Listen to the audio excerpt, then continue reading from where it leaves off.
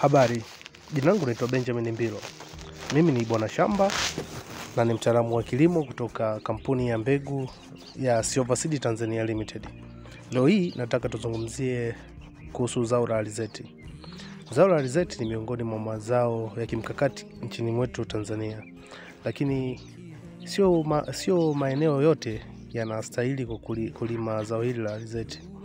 Kwa Tanzania ni mikoa michache ambayo inalima zao hili la alizeti. Maeneo ya kanda ya kati yakiongozwa na mkoa wa Singida, Dodoma na Tabora ni maeneo ambayo yanalima alizeti kwa wingi. Lakini maeneo ya Iringa na baadhi ya sehemu za nyanda za juu kusini hulima pia alizeti. Sehemu ambazo zinafaa kulima alizeti ni maeneo yote ambayo yanapokea mvua za wastani na zile za chini ya wastani. Kwenye eka moja kitaalamu unashauriwa kupanda wastani wa kilo 1.5 hadi kilo 2. Lakini kwa mbegu za kawaida unaweza kupanda mpaka kilo 8. Na nafasi ya kupanda kwa mbegu za kisasa ni sentimita 60 kutoka mstari na mstari na sentimita 30 kutoka shimo moja hadi shimo jingine. Na kwenye kila shimo unashauriwa kupanda mbegu moja. Alizeti zinakomaa ndani ya siku 75 hadi 90, lakini pia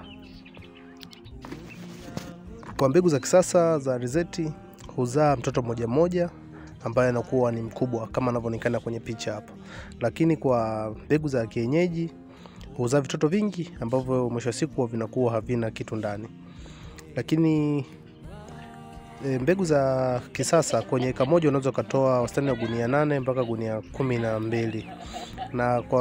Na kwa mbegu za kawaida unaweza kutoa gunia 6 mpaka gunia 8. Kitu kingine, alizeti za kisasa zinatoa mafuta mengi. Kwenye gunia la kilo 65 unaweza kutoa wastani wa lita 28 mpaka 32.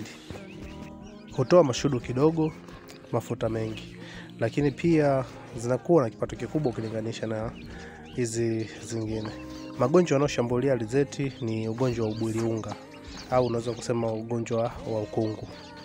Lakini pia kuoza kwa kichwa kipindi cha mvua kama alizeti yako inakuwa imekomaa wakati mvua zinaendelea kuoza.